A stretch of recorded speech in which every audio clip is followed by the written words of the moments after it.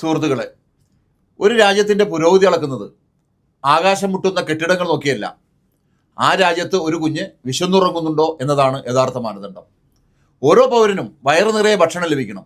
അതൊരു ദാനമല്ല, സർക്കാരിൻ്റെ ഔദാര്യവുമല്ല, അത് ഭരണഘടന ഉറപ്പു നൽകുന്ന സാമൂഹ്യ നീതിയുടെ ഭാഗമാണ്. അതുകൊണ്ടാണ് ഇന്ത്യയിൽ വർഷങ്ങളായി ലോകത്തിലെ ഏറ്റവും വലിയ പൊതുവിതരണ സംവിധാനങ്ങളിലൊന്ന് പ്രവർത്തിച്ചു വരുന്നത്.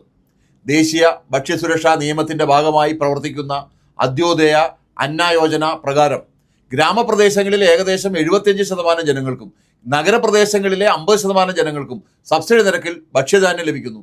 ഓരോ അർഹതപ്പെട്ട കുടുംബത്തിനും പ്രതിമാസം 35 കിലോഗ്രാം ധാന്യമാണ് നൽകുന്നത്.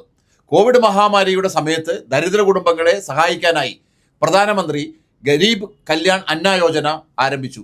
അതിലൂടെ ഓരോ വ്യക്തിക്കും മാസം 5 കിലോഗ്രാം സൗജന്യ ധാന്യവും ലഭിക്കുന്നു. ഈ പദ്ധതി ഇപ്പോൾ 2028 ഡിസംബർ വരെ മാത്രമാണ് പ്രഖ്യാപിച്ചിട്ടുള്ളത്.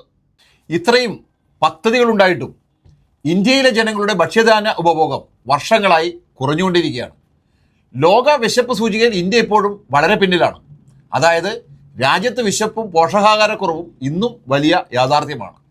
ഇങ്ങനെയുള്ള സാഹചര്യത്തിൽ സർക്കാർ എന്താണ് ചെയ്യേണ്ടത്? വിശക്കുന്ന ജനങ്ങൾക്ക് കൂടുതൽ ഭക്ഷണം നൽകണം, പൊതുവിതരണ സംവിധാനം കൂടുതൽ ശക്തിപ്പെടുത്തണം. എന്നാൽ അതിനു പകരം സർക്കാർ ചെയ്യാൻ പോകുന്നത് എന്താണ്? ജനങ്ങൾക്ക് ലഭിക്കുന്ന ഭക്ഷ്യധാന്യത്തിൻ്റെ അളവ് കുറയ്ക്കാനാണ് സർക്കാർ ശ്രമിക്കുന്നത്. ദേശീയ ഭക്ഷ്യസുരക്ഷാ നിയമത്തിൽ ഭേദഗതി വരുത്തി ഇനി മുതൽ ഓരോ കുടുംബത്തിനും 35 കിലോഗ്രാം എന്നതിന് പകരം ഒരാൾക്ക് 7 കിലോഗ്രാം വീതം, എന്നാൽ ഒരു കുടുംബത്തിന് പരമാവധി 35 കിലോഗ്രാം എന്ന രീതിയിലേക്ക് മാറ്റാനാണ് നീക്കം. ഇത് കേൾക്കുമ്പോൾ ചിലർക്ക് തോന്നാം, ഇതിലെന്താണ് പ്രശ്നം? അംഗസംഖ്യ അനുസരിച്ച് കൊടുക്കുന്നതല്ലേ? പക്ഷേ പ്രശ്നം അവിടെയാണ്. ഒരു കുടുംബത്തിൽ 4 പേരാണെങ്കിൽ അവർക്കിനി ലഭിക്കുക 28 കിലോഗ്രാം മാത്രമാണ്. 3 പേരാണെങ്കിലോ 21 കിലോഗ്രാം, 2 പേരാണെങ്കിൽ 14 കിലോഗ്രാം. 5 പേരിൽ കൂടുതൽ ഉണ്ടെങ്കിൽ പോലും 35 കിലോഗ്രാമിൽ കൂടുതൽ ലഭിക്കില്ല. അതായത് ചെറിയ കുടുംബങ്ങൾക്ക് നഷ്ടം, വലിയ കുടുംബങ്ങൾക്ക് അധികം നേട്ടമില്ല. സർക്കാർ ആകെ വിതരണം ചെയ്യുന്ന ധാന്യത്തിൻ്റെ അളവാണ് കുറയുന്നത്. ഈ തീരുമാനത്തിൻ്റെ ഏറ്റവും വലിയ ആഘാതം കേരളത്തിനും തമിഴ്നാട് പോലുള്ള തെക്കേ ഇന്ത്യൻ സംസ്ഥാനങ്ങൾക്കാണ്. എന്തുകൊണ്ട്?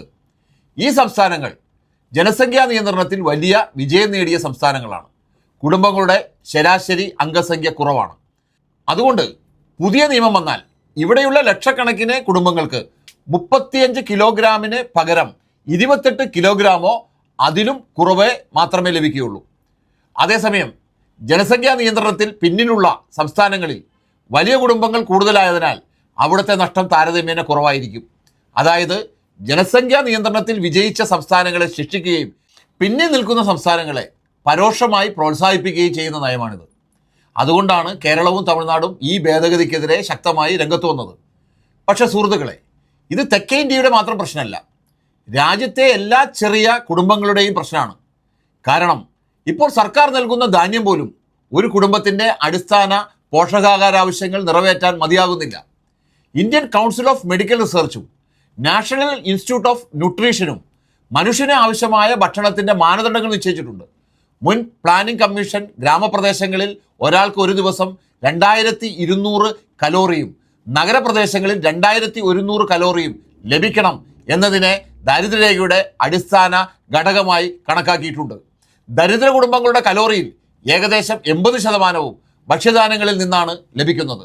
ഈ കണക്ക് പ്രകാരം ഗ്രാമപ്രദേശങ്ങളിൽ ഒരാൾക്ക് ഒരു ദിവസം ഏകദേശം 500 ഗ്രാം ധാന്യം വേണം, നഗരങ്ങളിൽ ഏകദേശം 480 ഗ്രാം വേണം. അതായത് 4 അംഗങ്ങളുള്ള ഒരു കുടുംബത്തിന് ഒരു മാസത്തിൽ ഗ്രാമപ്രദേശങ്ങളിൽ 60 കിലോഗ്രാമും നഗരപ്രദേശങ്ങളിൽ 57.6 കിലോഗ്രാമും ധാന്യം ആവശ്യമാണ്.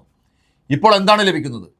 അന്ത്യോദയ പദ്ധതിയിലെ 35 കിലോഗ്രാമും പ്രധാനമന്ത്രി ഗരീബ് കല്യാൺ പദ്ധതിയിലെ 20 കിലോഗ്രാമും ചേർത്ത് 55 കിലോഗ്രാം.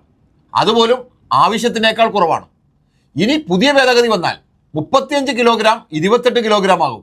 ആകെ ലഭിക്കുക 48 കിലോഗ്രാം മാത്രമാണ്. അതായത് ഗ്രാമപ്രദേശങ്ങളിൽ ഒരു കുടുംബത്തിന് ആവശ്യമായ അളവിനേക്കാൾ 20% കുറവ്, നഗരപ്രദേശങ്ങളിലെ ആവശ്യമായ അളവിനേക്കാൾ 16.7% കുറവ്. ഇതെന്താണ് അർത്ഥമാക്കുന്നത്? വിശപ്പുള്ളവരുടെ ഭക്ഷണം വീണ്ടും കുറയ്ക്കുകയാണ്. ഇത് ഭക്ഷ്യസുരക്ഷയല്ല, ഭക്ഷ്യ അസുരക്ഷിതത്വമാണ്.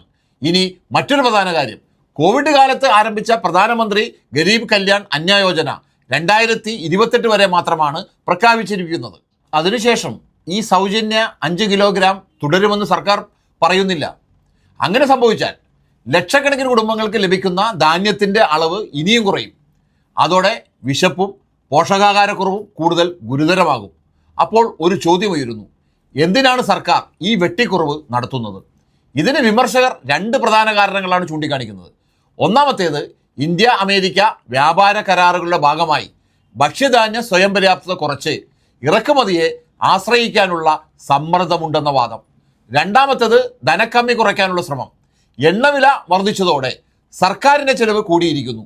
എന്നാൽ സമ്പന്നരിൽ നിന്ന് കൂടുതൽ നികുതി ഈടാക്കുന്നതിന് പകരം പൊതുചെലവുകളാണ് കുറയ്ക്കുന്നത് എന്നാണ് വിമർശനം. യൂണിവേഴ്സിറ്റി ഓഫ് ഗ്രാൻഡ് കമ്മീഷന്റെ ബഡ്ജറ്റ് കുറയ്ക്കുന്നു, പൊതു സർവകലാശാലകളുടെ സഹായം കുറയ്ക്കുന്നു, ഇപ്പോൾ ഭക്ഷ്യസുരക്ഷാ പദ്ധതിയിലേക്കുള്ള ചിലവും കുറയ്ക്കുകയാണ്. അതായത് വിദ്യാഭ്യാസവും വെട്ടിക്കുറയ്ക്കുന്നു, ഭക്ഷണവും വെട്ടിക്കുറയ്ക്കുന്നു. ചിലവ് കുറയ്ക്കുന്നത് ദരിദ്രരുടെ ജീവിതത്തിലാണ്. ഒരു സേമരാഷ്ട്രത്തിൻ്റെ കടമ ജനങ്ങളുടെ ജീവിതം സുരക്ഷിതമാക്കുകയാണ്. വിശപ്പുള്ളവരുടെ ഭക്ഷണം കുറയ്ക്കുകയല്ല, ജനസംഖ്യാ നിയന്ത്രണത്തിൽ വിജയിച്ച സംസ്ഥാനങ്ങളെ ശിക്ഷിക്കുകയല്ല, ദരിദ്രരുടെ റേഷൻ വെട്ടിക്കുറച്ച് സാമ്പത്തിക കണക്കുകൾ മനോഹരമാക്കുകയല്ല. ഒരു സർക്കാർ എത്ര ശക്തമാണെന്ന് അറിയേണ്ടത് അതിൻ്റെ സമ്പന്നരെ എത്രത്തോളം സംരക്ഷിക്കുന്നു എന്നുള്ളത് കൊണ്ടല്ല, ഏറ്റവും ദരിദ്രരായ മനുഷ്യൻ്റെ ഭക്ഷണാവകാശം എത്രത്തോളം സംരക്ഷിക്കുന്നു എന്നതാണ് യഥാർത്ഥ മാനദണ്ഡം. അതുകൊണ്ട് ഈ ഭേദഗതി ഒരു ഭരണപരമായ മാറ്റം മാത്രമല്ല, ഇത് ഭക്ഷ്യ സുരക്ഷയെക്കുറിച്ചുള്ള ഒരു വലിയ രാഷ്ട്രീയ തീരുമാനമാണ്.